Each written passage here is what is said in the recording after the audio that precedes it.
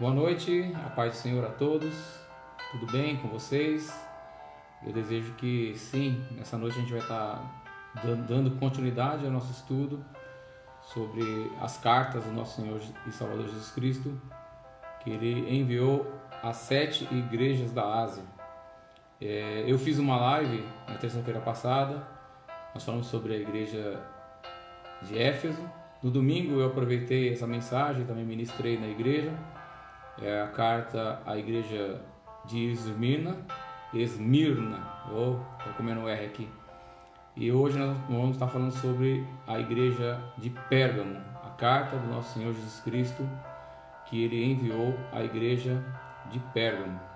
Nós sabemos que quem escreveu a carta foi o apóstolo João e ela foi ditada pelo nosso Senhor e Salvador Jesus Cristo. E ele sempre vai apontar erros, vai apontar virtudes, vai apontar elogios, vai apontar exortações e promessas àquelas igrejas. Então, hoje nós vamos meditar sobre a igreja de Pérgamo. Pérgamo era uma cidade muito importante no Império Romano, ali na Ásia, e Jesus escreveu uma carta a essa igreja porque talvez ela se pareça muito com as igrejas dos dias de hoje. E é sobre isso que nós vamos meditar nessa noite. Eu não estou conseguindo enxergar os comentários de vocês. Eu vou tentar ver um negócio aqui. Deixa eu ver. O Martins me ensinou um negócio. Pronto, agora eu consigo enxergar os comentários de vocês. E também a Su vai estar me dando um apoio caso alguém tiver alguma pergunta, escrever alguma coisa interessante aí que vá apoiar o estudo. Ela vai me dar um toque, ela vai sinalizar e eu vou colocar meu óculos e vou ler aqui na tela, porque sem óculos não dá para enxergar. Então a gente vai ler Apocalipse. A gente está meditando nas cartas da igreja, as igrejas da Ásia. Apocalipse capítulo 2, e nós vamos ler agora do versículo 12 até o versículo 17. Se você estiver com a sua Bíblia, pega a sua Bíblia aí por gentileza e acompanhe essa leitura que eu vou fazer a partir de agora. Apocalipse capítulo 2, versículo 12 diz assim: Escreve ao anjo da igreja em Pérgamo: Assim diz aquele que tem a espada afiada de 2 gumes. Sei onde habitas, onde está o trono de Satanás, mas conservas o meu nome e não negaste a minha fé, mesmo nos dias de Antipas, minha fiel testemunha, que foi morto entre vós, onde está o trono de Satanás. Entretanto, tenho algumas coisas contra ti, porque tens aí aos que seguem a doutrina de Balaão, que ensinou a Balaque a fazer os filhos de Israel pecarem, introduzindo a comer coisas sacrificadas a ídolos e a se prostituírem. Assim também tem alguns que, de igual modo, seguem a doutrina dos nicolaítas. Portanto, arrepende-te. Se não se arrepender, logo irei contra ti e lutarei contra eles, com a espada da minha boca. Quem tem ouvidos, ouça o que o Espírito diz às igrejas. Ao que vencer, darei do maná escondido e uma pedra branca, na qual está escrito um novo nome, que ninguém conhece, a não ser aquele que o recebe. Pai, no nome do Teu Filho Jesus, eu te agradeço por essa oportunidade de meditar na Tua Palavra. O Senhor abençoe a minha vida, que o Senhor abençoe a vida deste meu irmão, dessa minha irmã que acompanha essa palavra. Que a Tua Palavra esteja no nosso meditar, no nosso deitar e no nosso levantar. E que o Teu nome seja glorificado nas nossas vidas. É o que eu te peço, em nome de Jesus Cristo. Amém e amém. Então a gente está estudando sobre as cartas que o nosso Senhor Jesus Cristo mandou que o apóstolo João escrevesse às igrejas da Ásia. E ele fala que escreve o que você está vendo, escreve as coisas que são e as coisas que hão de acontecer. Então essas cartas, embora exista uma doutrina que ela tenta trazer que cada carta simboliza uma era da igreja na história da humanidade. Mas a gente percebe que eles tentam encaixar, por exemplo, essa parte aqui da igreja de Pérgamo já no ano 300 de Cristo, esquecendo que essas coisas estavam acontecendo já naquele tempo, no ano 100, 99, né, 90, no ano 90 e o ano 100, quando foi escrita essa carta, e essas pessoas já estavam vivendo essa situação. Então nós precisamos ouvir aquilo que Jesus Cristo diz à igreja de Pérgamo. Essa igreja, ela servia a Deus debaixo da sombra do trono de Satanás. Pérgamo não era um lugar fácil de se viver. Mas mesmo assim, Deus ele pega e coloca a igreja naquele lugar. Ele planta a igreja naquele lugar. E Cristo vem nessa carta alertando esses irmãos que eles sejam fiéis, que eles permaneçam fiéis à doutrina que ele ensinou, a doutrina que os apóstolos ensinaram, porque se eles não fizessem assim, eles sofreriam um grande dano. Então, para a gente poder entender um pouco a história, essa cidade de Pérgamo é uma cidade muito antiga. A gente fala do Brasil, coisa de 500 anos. Quando eu viajei para o Peru e vi coisas lá de 1.500 anos atrás. Eu fui para o Egito, vi coisas de 3.500 anos atrás. Eu fui para Israel e vi coisas de 3.000, 3.500 anos atrás. Então a gente não consegue conceber muito nessa mente da gente brasileira, né? Desses 500 anos de história do Brasil. Então Pérgamo era uma cidade muito antiga, ela já vinha desde a época de Alexandre o Grande, e ela ficou sob domínio macedônio enquanto Alexandre viveu, e quando ele morreu a gente sabe que o reino dele foi dividido entre 4 generais, e Seleuco ele ficou responsável por essa região. Então eles ficaram ali, os Seleucos, durante muitos anos, até que os romanos viessem e tomassem conta daquele lugar e fizesse de Pérgamo aquilo que eles estavam vivendo aqui no contexto dessa carta. Então, no ano de 29 depois de Cristo, perdão, antes de Cristo, os líderes de Pérgamo construíram ali um altar dedicado ao imperador César Domiciano. Então ali eles tinham que adorar o imperador. Eu falei para vocês no domingo sobre a igreja de Esmirna, palavra trava-língua, né? Esmirna. Eles tinham que queimar o incenso ao imperador uma vez por ano. Em Éfeso também. Nas demais localidades também. Em todo o império era assim. Porém, em Pérgamo, no templo dedicado ao imperador, a queima do incenso era diária. Todos os dias havia queima de incenso e adoração ao imperador César. Eles criam que o imperador, uma vez por ano, incorporava um espírito da divindade chamado Roma, e por isso que ele se tornava um Deus vivo, e ele tinha que ser adorado. E nessa cidade, a adoração a César era contínua. O que acontece é que servir a Deus nessa época, qualquer Deus, não tinha importância alguma para o Império Romano, desde que você se prostrasse e adorasse o imperador. Então você poderia servir Jesus, você poderia servir Zeus, você poderia servir Moloque, você poderia servir Baal, desde que você adorasse e glorificasse o nome do imperador César.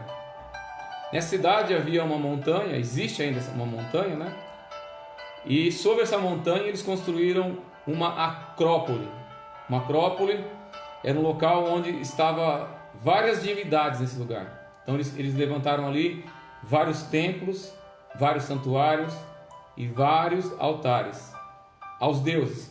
Zeus, a deusa Atenas, ao deus Dionísio, ao deus Asclépio ou Esculápio, né? Asclépio para os gregos, Esculápio para os romanos. E ali havia um gigantesco altar que foi construído para o deus Zeus.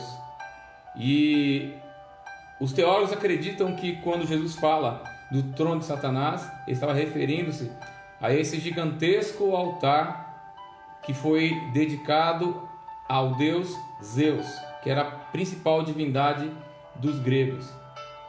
Um dado importante para a gente entender, depois você dá um Google aí na sua casa, escreve assim, altar de Zeus, vírgula, Museu de Berlim. Você vai encontrar a imagem desse altar. Na Segunda Guerra Mundial, os nazistas, quando eles foram a essa cidade e encontraram esse altar, esse templo na verdade, eles tiraram isso de lá e levaram para a Alemanha. E esse templo está lá no Museu de Berlim. Suntuoso, tremendo, gigantesco. Então alguns acreditam que era isso que Jesus está referindo. Vocês estão onde está o altar, onde está o trono de Satanás. Então essa cidade era uma cidade mergulhada numa idolatria violentíssima. E eles tinham o próprio Deus deles, o Deus principal da cidade de Pérgamo, como eu já falei para vocês, era o Ascrépio ou Esculápio. E eles chamavam de Ascrépio Sóter. Sóter quer dizer Salvador. Por isso que quando você vai estudar teologia, a doutrina da salvação chama soterologia, né? A doutrina da salvação. Então Sóter, Salvador. Então eles faziam o quê? Iam contra o Cristo Salvador. Então quem era o Salvador deles era Ascrépio ou Esculápio, né? Ele era o Salvador. E o que acontecia? Muitas pessoas iam ali porque ali havia um hospital, digamos assim, a primeira escola de medicina conhecida na humanidade. Haviam vários sacerdotes desse Deus, e nesse lugar as pessoas iam aos milhares para que eles pudessem ser curados das suas enfermidades. Então ele fazia uma forma antagônica, né, ao Cristo. O Cristo é o Salvador, mas para eles Ascrépio ou Esculápio era o Salvador. Se você quiser saber um pouquinho mais sobre isso, vai lá no YouTube e pesquisa lá na página da igreja o mistério do tanque de Betesda. Eu conto melhor sobre essa história do Ascrépio e do Esculápio, que eu não posso ficar estendendo aqui, senão vai ficar muito longo o ensino, tá bom? O que era o símbolo deles? Era uma serpente enrolada num cajado, e esse símbolo é usado até hoje pela medicina. Então você vê nos aventais dos médicos, dos enfermeiros, uma serpente enrolada em um bastão. Aquilo ali é o símbolo do deus Ascrépio ou Esculápio. Então a igreja ela se encontrava nesse lugar, local hostil, onde era obrigado à adoração ao César diariamente, onde havia diversas divindades e onde havia muita prostituição. Então ali nos banhos públicos romanos, ninguém era de ninguém. Era homem transando com homem, mulher com mulher, homem com mulher, enfim, era uma bagunça total. E a igreja estava inserida neste lugar. Então eles serviam a Deus onde estava o trono de Satanás. Então eles tinham uma grande dificuldade de servir a Deus naquele lugar. Por quê? Porque eles não poderiam declarar César, o imperador, como Deus. Porque se eles fizessem isso, eles estavam negando a Cristo. E na contrapartida, se eles não declarassem César como Deus, como uma divindade, e adorassem César, eles seriam mortos à espada. Então era o que eles estavam vivendo, essa grande dificuldade que a igreja estava vivendo naquele lugar. Então no versículo 12 a gente observa que Jesus ele vai se apresentar a essa igreja. Ele se apresenta a 7 igrejas, cada vez de um jeito. E aqui ele se apresenta a essa igreja dessa forma: escreve ao anjo da igreja em Pérgamo, assim diz aquele que tem a espada afiada de 2 gumes. Então, na cultura romana, a espada era símbolo de poder e de autoridade. Então, simbolizava a pena capital.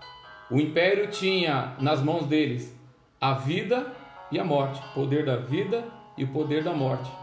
Vocês vão lembrar que para que Jesus fosse crucificado, os judeus tiveram que pedir para os romanos, porque eles não tinham autoridade de aplicar a lei capital, a pena de morte. Somente Roma tinha esse poder.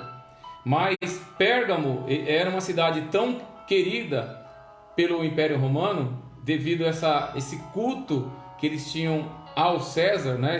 Essa adoração diária, que o governador daquele lugar, ele recebeu a autoridade de inclusive matar a espada aqueles que iam contra as doutrinas dele, iam contra as leis deles e não adorassem o imperador.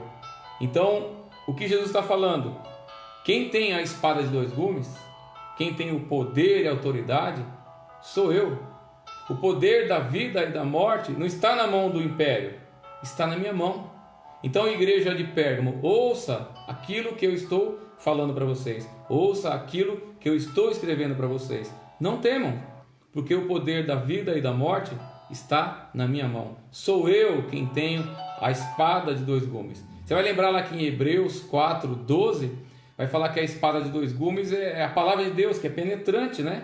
Que ela vai separar o espírito da alma, as juntas e as medulas. Então é Jesus que tem esse poder. Jesus que domina sobre a vida e a morte. É Jesus. Então ele está ali consolando aqueles irmãos. Por quê? Porque ele vai falar aqui no versículo 12, a gente vai ler daqui a pouco, que mesmo diante daquele quadro de grandes perseguições, eles eram fiéis. Eles ficavam fiéis ao Senhor. Então Pérgamo se achava debaixo da espada de Roma. Então eles viviam intimidação, eles viviam medo, eles eram cheios de medo e intimidação no coração dele. Mas Pérgamo precisava defender a sã doutrina. É isso que Jesus vai falar para eles. Vocês precisam defender a sã doutrina. Porque eu que tenho a espada de dois gumes. E se vocês não defenderem a sã doutrina, sabe quem vai contra vocês? Sou eu. Eu que vou disciplinar vocês. Ou seja, aquela igreja seria disciplinada pela própria mão do Cristo. Então eles não deveriam temer a morte, não deveriam temer o Império Romano, não deveriam temer o Estado, aquilo que a sociedade vinha impor a eles. Eles deveriam temer o Senhor Jesus. Eles deveriam guardar a palavra do Senhor. Então aqui no versículo 13 ele fala assim, ó, Jesus vai falar para eles: eu sei onde vocês habitam. Eles sabem as dificuldades que eles estão passando.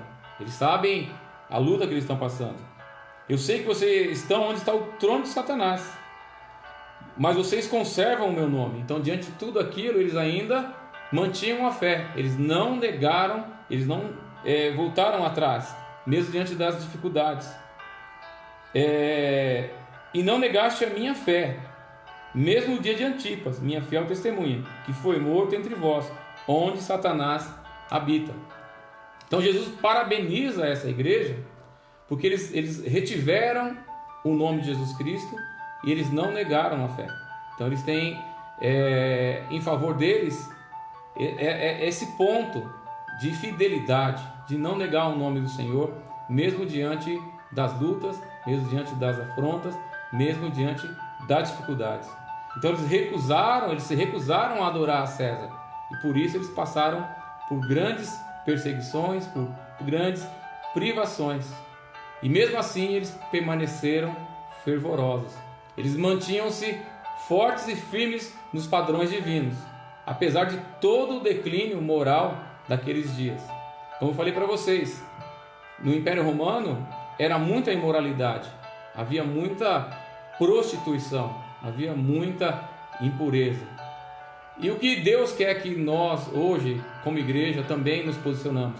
Porque o que aconteceu com Pérgamo foi que essa igreja, ela acabou sendo tolerante, ela acabou aceitando determinadas coisas. Por quê?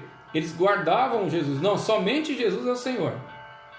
Até aí tudo bem, Jesus fala: parabéns, vocês estão certos. Somente eu sou o Senhor, vocês não adoram outro Deus. E nós fazemos isso normalmente, né? A gente não tem outros deuses. Mas sabe o que acontece? Nós somos tolerantes com o pecado. E é o que essa igreja estava vivendo. Tolerância com o pecado. Nós vivemos um dia, hoje, como na época de Pérgamo. Eles tinham a pressão da sociedade, eles tinham a pressão do império, eles tinham a pressão do governo. E hoje nós, como igreja, vivemos a mesma forma, esse mesmo tipo de pressão. Porque hoje você não pode falar que é pecado o casamento o sexo antes do casamento. Então, virgindade é um tabu. E se você falar para alguém, eu sou virgem, um menino falar de 20 anos, 25 anos, que não casou ainda, eu sou virgem, é ridicularizado. Mas a gente acaba aceitando, não, é assim mesmo, tem que ter uma experiência, tem que conhecer. O aborto, né, um tema tão atual, a igreja se cala diante do aborto. A mulher tem direito do seu próprio corpo. Poxa vida, mas e a vida que está sendo gerada? E o feto está sendo gerado? E a igreja se cala. A homossexualidade, né? A gente não pode falar, tocar nesse assunto. Não, assunto proibido. Não pode falar, porque se a gente falar, a gente tem que ser politicamente correto. Eu já vi crente criticando a família tradicional, ridicularizando a família tradicional, porque perdeu os valores. A igreja tem perdido os valores, como a igreja de Pérgamo também havia perdido os valores. O casamento hoje em dia não tem valor nenhum. A gente esqueceu que é uma instituição divina que veio de Deus. E a gente casa, divorcia, casa e continua assim, está tudo certo. A questão da salvação, né? Quando a gente vai falar da salvação em Cristo, se alguém questiona, a gente não está certo, não é bem assim. Todo lugar também tem certas verdades, você também dá certo. A gente vê o desrespeito às autoridades, né? Eu vi esses dias, né, o nosso presidente ficou doente. A Bíblia fala para a gente orar pelas nossas autoridades. Eu vi crente desejando a morte do presidente. Eu não estou falando aqui de política, não estou falando aqui de ideologia política. Aliás, um cristão ele não tem nada a ver com o comunismo, ele não tem nada a ver com o socialismo. O cristão não tem nada a ver com a esquerda, né? Primeira coisa, eu não vou ficar falando sobre isso, não tem nada a ver. Mas nós temos que orar pela nossa autoridade. A Bíblia diz: orem para que vocês tenham dias e tempos felizes e tranquilos sobre a terra. Então a gente tem que orar sim, porque eles são constituídos por Deus. Se eles estão falhando, estão errando, eles não vão responder diante do Senhor. Nós temos que apenas orarmos e nos posicionarmos com relação a isso. Então, mesmo diante de toda aquela perseguição, diante de toda aquela pressão, os nossos irmãos permaneciam fervorosos. Jesus está falando aqui: vocês estão onde está o trono de Satanás, mas vocês conservam o meu nome, vocês continuam falando que eu sou o Senhor. Vocês não negam a minha fé, vocês continuam crentes, confiando no meu ensino, acreditando que eu sou o Senhor, que eu sou o Salvador, né? E aí ele vai falar aqui sobre esse Antipas, né? Que foi morto, a fiel testemunha, que foi morto entre vós, foi morto ali no meio deles, na igreja, onde habita o trono de Satanás. Na Bíblia não está escrito, mas a gente vai nos escritos da história da igreja. É bom que todos os pastores, presbíteros, diáconos conheçam um pouco, pelo menos, a história da igreja, porque fundamenta muita coisa na nossa fé. Um dos pais da igreja, chamado Tertuliano, ele viveu no ano 125 a 150, mais ou menos. Ele escreveu o seguinte, que esse Antipas, ele era o pastor da igreja de Pérgamo. Antes dessa carta ser escrita, ele era o pastor da igreja de Pérgamo. Ele não negou Jesus, ele manteve a fé dele. Ele foi capturado pelo Império Romano porque ele não adorava César. Eles construíram um bezerro de bronze, colocaram ele dentro do ventre desse bezerro de bronze, como se fosse uma panela de pressão, e colocaram lenha embaixo e colocaram fogo.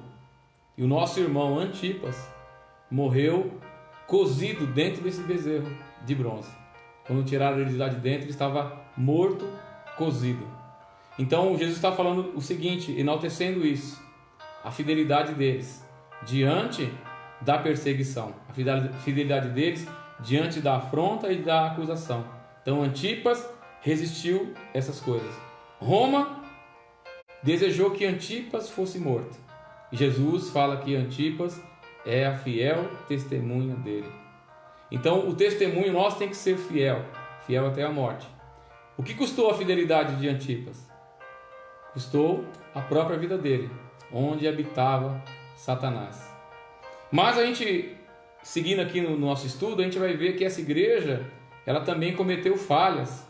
E ela tinha duas principais falhas. E ela vai ser exortada à correção pelo nosso Senhor Jesus Cristo.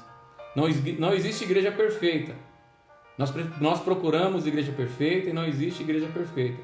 Eu sempre falo, eu já ouvi isso, eu replico aquilo que eu ouvi. Você que procura a igreja perfeita, o dia que você encontrar ela e você entrar nela, você vai estragar essa igreja, porque nem você e nem eu somos perfeitos. Não existe igreja perfeita.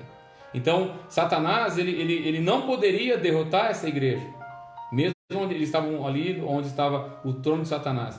Satanás não conseguiu derrotá-los, porque eles mantiveram o nome de Jesus e eles guardaram a fé, inclusive estavam morrendo por causa disso. E o que Satanás faz quando ele não pode contra a igreja? Ele ingressa na igreja, ele entra na igreja. Então o que acontece? A ameaça que vinha de fora, ela não era capaz de destruir a igreja. Então agora começa Satanás a trabalhar dentro da igreja e trazer uma ameaça interna. Começa a trazer uma ameaça no meio da igreja. E a gente vê isso no dia a dia da gente também.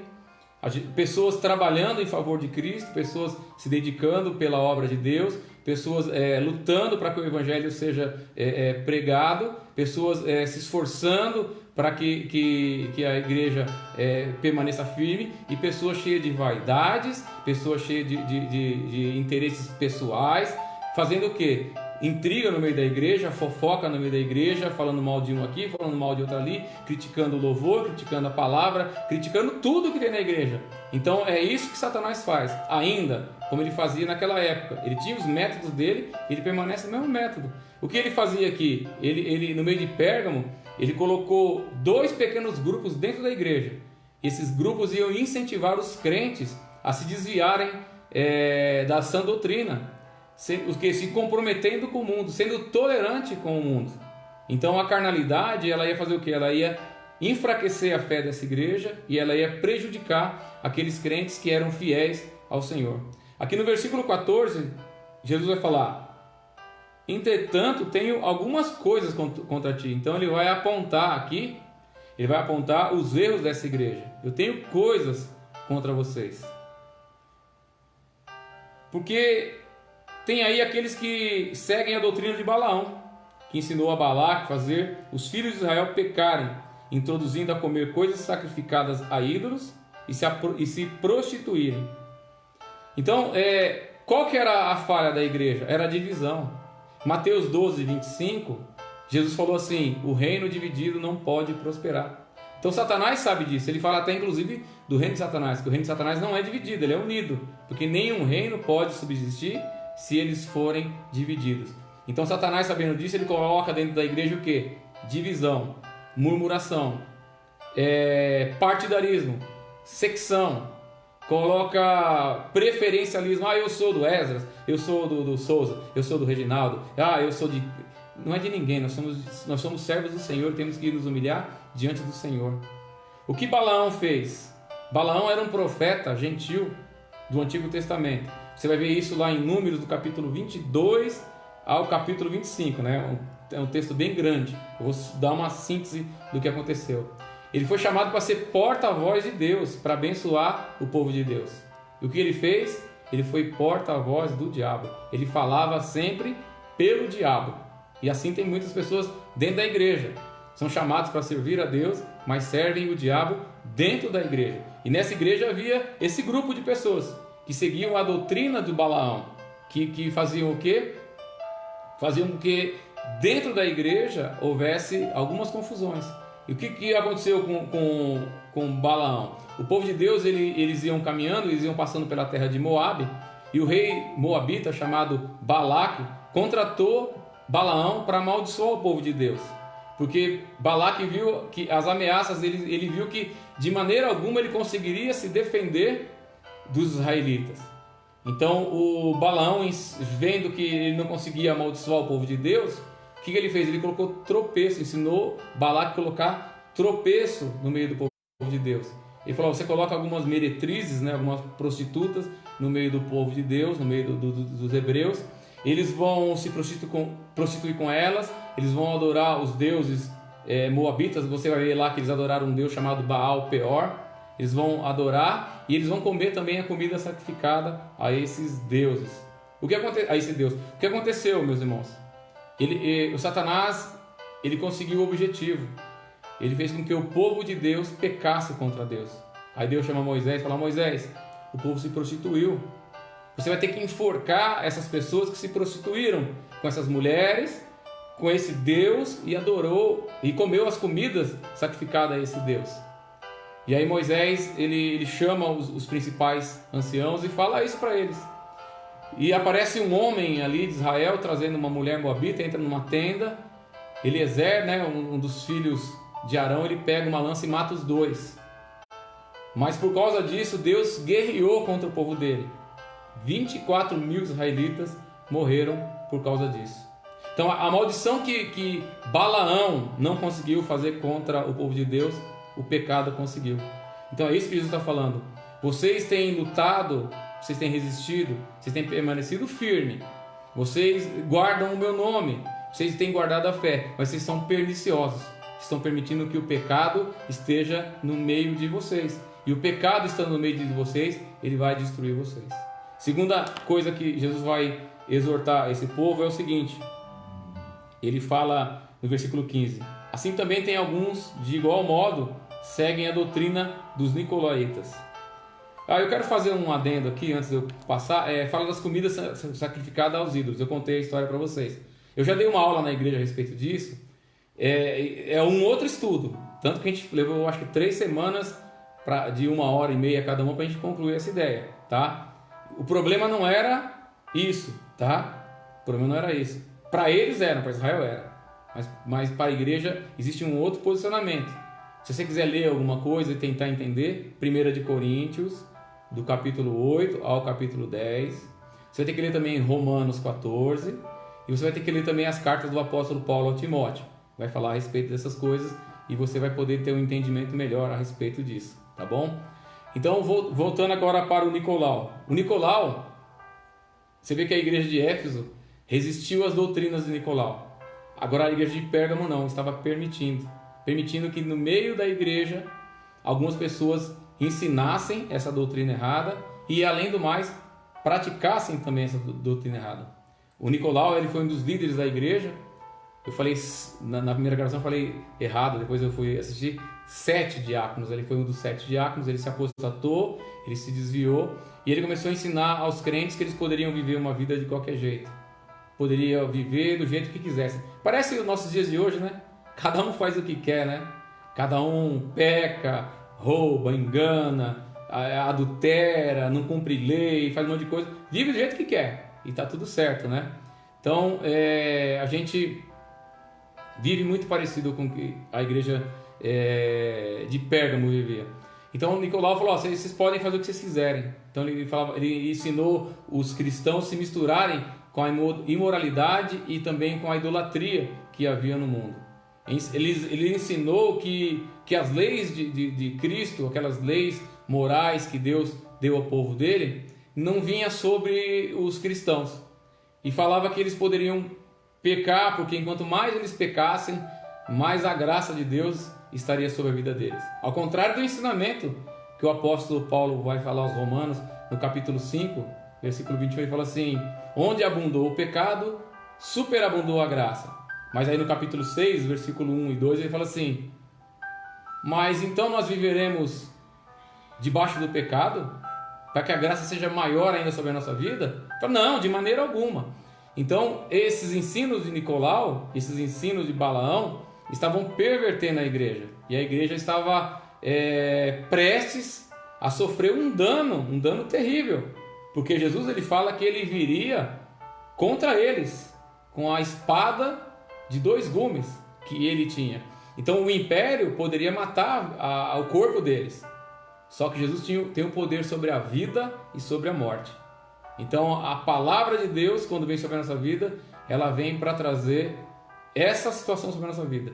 Vida ou morte. Apontar os nossos erros, apontar as nossas falhas, apontar os nossos pecados. Então no versículo 16, Jesus fala assim para eles: portanto, arrepende-te. Se não te arrepender, logo virei contra ti. Lembra que Deus foi contra Israel? Lá em Números, no capítulo 22 ao 25, porque eles pecaram adorando Baal Peor, porque eles pecaram adulterando com as mulheres moabitas, midianitas, porque eles pecaram comendo comida sacrificada aos ídolos. O Senhor matou 22 mil israelitas. E aqui Jesus está falando assim: eu vou contra essa igreja, eu vou pelejar, eu vou guerrear com a espada que está na minha boca. E aqui no versículo 12 ele fala que é a espada afiada de 2 gumes, se essas pessoas não se arrependerem.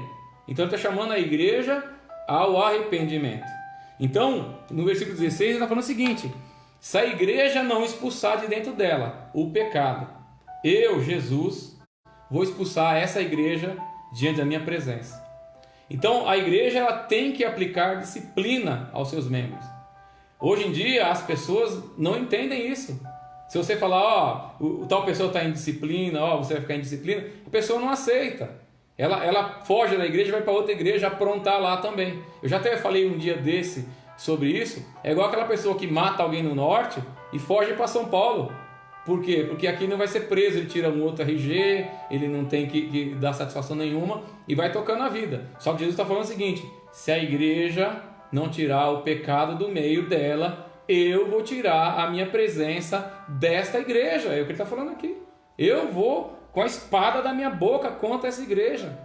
Então a igreja não pode aceitar que os membros vivam de qualquer forma, porque senão Jesus ele vem e fere a igreja com a espada afiada de 2 gumes que está na boca dele. Ele vem e ele luta contra essa igreja, a igreja que tolera o pecado. Aí ele vai lutar contra a imoralidade, ele vai lutar contra a idolatria. Então ele está chamando a igreja ao arrependimento. Se eu pudesse definir a carta à igreja aos Efésios, eu colocaria a palavra amor. Se eu pudesse definir a carta à igreja de Esmirna, eu colocaria a palavra fidelidade. Se eu pudesse definir a carta à igreja de Pérgamo, eu definiria com a palavra arrependimento. Então é isso que o Senhor está chamando a igreja ao arrependimento, para que nós não sejamos tolerantes. A igreja de Pérgamo, ela guardava a fé, ela guardava o nome do Senhor Jesus, mas ela era tolerante com o pecado, permitia que no meio dela acontecesse o pecado. Então, meu irmão e minha irmã, se eu e você estamos participando de rodinhas destrutivas dentro da igreja, se nós estamos participando de movimentos rebeldes contra a liderança da igreja, contra a forma da igreja agir e ser, toma cuidado, porque Jesus está falando aqui: se você não se arrepender, eu vou contra você com a espada que está na minha boca. Quem pode contra a palavra de Deus, irmão? Ninguém pode contra a palavra de Deus. Então é uma sentença muito forte. Lembrando, no Velho Testamento, 22 mil israelitas morreram porque eles pecaram contra Deus. E Jesus está falando aqui: eu também irei contra vocês. Mas, como eu falei para vocês, também tem promessas. Porque ele fala aqui que não eram todos, eram alguns que faziam isso. Está escrito aqui, ó: entretanto, tem alguma coisa contra ti, porque tem aí alguns que seguem a doutrina. Então são alguns que faziam isso, não eram todos. E aí ele vai falar que ele tem o quê? Um galardão, uma bênção. Sempre ele vai ter uma bênção para cada igreja. E ele estava preparando uma bênção para essa igreja, versículo 17. Quem tem ouvidos, ouça o que o Espírito diz à igreja. As igrejas, né? Então, se você tem ouvido, se eu tenho ouvido, todos nós precisamos de ter... eu vou responder o Fernando já, só concluir a ideia. Todos nós precisamos de ter o quê? Ouvidos para ouvir aquilo que o Espírito Santo de Deus diz à igreja. O Fernando José dos Santos Silva pergunta: existe disciplina de exclusão da pessoa da igreja? Interrogação. Existe. Dá uma lida em Mateus capítulo 18. Jesus fala assim: se o seu irmão pecar contra ti, vai e conversa com ele. Se ele se arrepender, está tudo certo. Se ele não se arrepender, chama 2 testemunhas. Se ele se arrepender, está tudo certo. Se ele não se arrepender, leva para a igreja. Se ele não se arrepender, está tudo certo. Se não arrepender, considera ele gentil e publicano. Ele perde a comunhão com a igreja, tá? Ele vive a exclusão, sim, da igreja. Porque o crente ele tem que reconhecer os pecados dele, porque quem não reconhece seus pecados não é crente, não tem temor de Deus. Quem se esconde, quem não confessa seus pecados, não é cristão, não tem temor de Deus. O crente tem que confessar os seus pecados. Quando ele pecar, o certo é já procurar alguém e falar: eu pequei, ora comigo, me ajuda e coisa e tal. E se o pecado vir à tona, ele tem que reconhecer o erro dele. Porque se ele não reconhecer, Infelizmente, essa pessoa não conhece Cristo, não conhece o cristianismo, não conhece o perdão, não conhece a lei de Deus. Amém? Obrigado pela pergunta, Fernanda. Eu vou continuar aqui para terminar. Então, fala que quem tem ouvidos, ouça o que o Espírito diz às igrejas. Então, para mim e para você.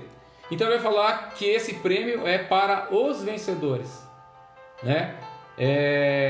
Esse prêmio é para aquele que suportar a perseguição, para aquele que não negar o nome do Senhor Jesus, para aquele que guardar a fé e para aquele que lutar contra o pecado. Então, ele vai receber os prêmios. O primeiro prêmio que ele fala do maná escondido. O maná era a comida que vinha do céu, né? Que alimentava o povo de Deus no deserto. Ao contrário do que Jesus fala aqui, do que eles estavam comendo, alimentos sacrificados a ídolos. Ou seja, eles desprezaram o maná de Deus. Olha que coisa profunda. Por isso que não estou falando que tem nada a ver com comida sacrificada ao ídolo, é outra coisa. A gente vai aprender uma hora melhor sobre isso. Você que não sentou lá na igreja para aprender com a gente. Deixa eu ver, tem uma pergunta aqui, eu acho. Tá. A gente vai depois estudar sobre isso. Até a Selma original é muito bom se nós relembrássemos. Então, esse maná escondido é o alimento que vem do céu, é o próprio Cristo. João 6,35 ele fala: eu sou o pão vivo que desceu do céu. O que é ao contrário do que eles estavam fazendo, comendo comida sacrificada a ídolos. Deus estava fazendo o quê? Dando para eles o quê? O maná escondido, a presença do Senhor. A ceia demonstra total e íntima comunhão com aqueles com quem nós ceamos. Somente os amigos sentavam à mesa para cear. Tanto que a palavra comunhão, ela vem do latim que é companeris, aquele com quem nós compartilhamos o pão. Então, para sentar à mesa era algo muito íntimo. E é isso que Jesus está falando assim: o que vencer vai receber o maná escondido, que é Ele mesmo, vai ter intimidade comigo. Então era um prêmio maravilhoso que Jesus estava oferecendo. Ele estava oferecendo o pão celestial, enquanto aquelas pessoas estavam oferecendo para eles a prostituição, enquanto estavam oferecendo para eles o adultério, enquanto estavam oferecendo para eles a adoração a outros deuses. Aí ele vai falar da pedra branca. Quem vencer, além do maná escondido, também vai receber uma pedra branca. A pedra branca, ela significa uma prática judicial de absolvição. Então, nos tribunais romanos, quando estava ali o juiz, o promotor, estava ali os jurados eles tinham duas pedrinhas, dois seixos, pedras de rio, uma branca e uma preta. E aí, quando apresentava todo o crime que aquela pessoa havia cometido, quando falava tudo o que havia acontecido, igual nos tempos de hoje, que a nossa justiça, ela vem da justiça romana, ela herda muita coisa da justiça romana. Então, quando chegava no final, aqueles jurados eles tinham que apresentar qual que era o veredito, qual que era a sentença para aquela pessoa, se ela era culpada ou se ela era inocente. Então eles pegavam aquelas pedras e colocavam sobre a mesa, preta ou branca. Depois o juiz contava. Se desse a maioria de branca, aquela pessoa estava absolvida. Se desse a maioria de preta, aquela pessoa estava condenada. Então Jesus está falando assim: ao vencedor eu vou dar uma pedra branca, eu vou absolver. Você lembra que João escreve lá em 1 de João, no capítulo 1, do versículo 8 ao versículo 10, que nós temos um advogado diante do Senhor, mas é necessário o quê? Confessar os nossos pecados. Quando nós confessamos os nossos pecados, o Senhor vem e nos perdoa. É isso que Jesus está falando: eu vou te absolver dos seus pecados.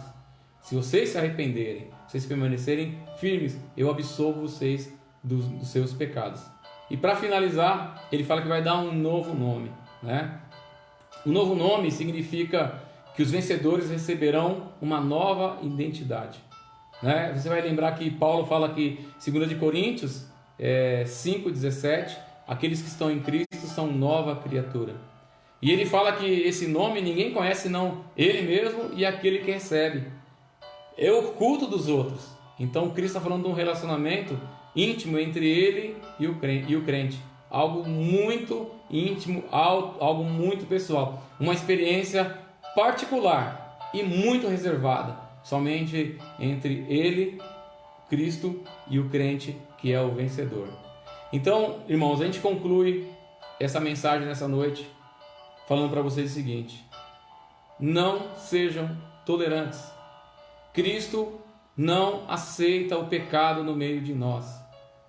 Sabe, foge das rodinhas de fofoca, foge de doutrinas de pessoas que querem ensinar coisas erradas para vocês. Eu me mato muitas vezes para ensinar o evangelho para as pessoas na igreja, e eu sei que tem pessoas até levando membros da nossa igreja para outros lugares, longe de Cristo, estão negando o Senhor. Cristo é o Senhor, Ele é o nosso Senhor. Então, assim, é triste a gente ter que vivenciar tudo isso, sabe? É triste um pastor, sabe, quase sangrar, né, pelos poros para poder disciplinar, ensinar e ajudar a igreja. Aí vem o pai, vem a mãe: ah, esse pastor é bobo, faz o que você quer, filho. Aqui, ó, doutrina dos de Balaão, doutrina dos nicolaítas. Ah, esse pastor é quadrado, tá muito antiga essa história, nós temos liberdade de fazer o que a gente quiser. Tá aqui, meu irmão. Ou a gente se arrepende, ou Jesus vai vir contra nós com a espada que está na boca dele. Você lembra como é que ele vai destruir o anticristo? Você lembra como é que ele vai destruir o Satanás e o falso profeta? Com a espada que sai da boca dele. Todos aqueles que vão contra a doutrina de Deus, todos aqueles que vão contra a doutrina de Jesus Cristo, serão destruídos pela palavra do Senhor. Nós seremos julgados por essa palavra. Eu e você seremos julgados por essa palavra. Então é muito sério. Essa igreja de Pérgamo, embora guardasse a fé, embora guardasse o nome de Jesus, estava muito moderninha, estava muito andando de mão dada com o erro e com o pecado.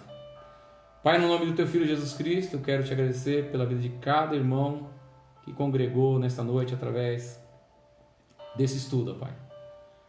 Que nós tenhamos ouvidos para ouvir aquilo que o Teu Filho Jesus diz às igrejas através do Teu Espírito Santo. Nós queremos sim, ó Pai, comer do maná escondido. Nós queremos sim, ó Deus, receber essa pedrinha branca. Nós queremos sim ter esse novo nome, Pai. Nós não queremos pelejar contra a espada que sai da boca do Teu Filho Jesus. Nós não queremos nos contaminar com o mundo. Nós queremos guardar a sã doutrina. Abençoa a minha vida, abençoa a vida desse meu irmão e dessa minha irmã, Pai. Nos protege, nos livre de todo mal. Que o Senhor seja o Senhor das nossas vidas. Que nós possamos declarar todos os dias da nossa vida: Jesus Cristo é o meu Senhor. E que nós não venhamos ceder a nenhum tipo de tentação. Que nós não venhamos negociar, Pai, a nossa santidade, a nossa salvação, pelos prazeres do mundo. Que nós não venhamos cair nos enganos dos nicolaítas, onde tudo pode ser feito.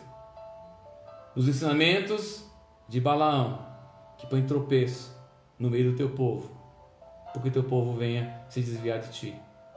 Abençoa as nossas vidas e que nós possamos, ó Pai, aprender cada vez mais de Ti. É o que eu Te peço, no nome de Jesus Cristo. Amém e amém. Obrigado, Deus abençoe. Terça-feira que vem nós vamos dar continuidade, nós vamos falar sobre a igreja, não é do Ticoatira, né? Igreja de Tiatira, tá bom? Deus tem mais coisas para ensinar pra gente. Quinta-feira nós temos a live do culto, será transmitido ao vivo lá da igreja do Jardim Queralux. Que Deus abençoe cada um de vocês, que a paz e a graça do nosso Senhor e Salvador Jesus Cristo esteja sobre a vida de vocês, que as divinas consolações do Espírito Santo de Deus venham alcançar o coração de cada um de nós e que o amor de Deus esteja sobre as nossas vidas. Eu te abençoo, em nome do Pai, do Filho e do Espírito Santo de Deus. Amém e amém. Maranata, Cristo vive, reina e voltará. Deus abençoe. Obrigado pela audiência de todos vocês. Beijo no coração. O Senhor abençoe a noite de vocês.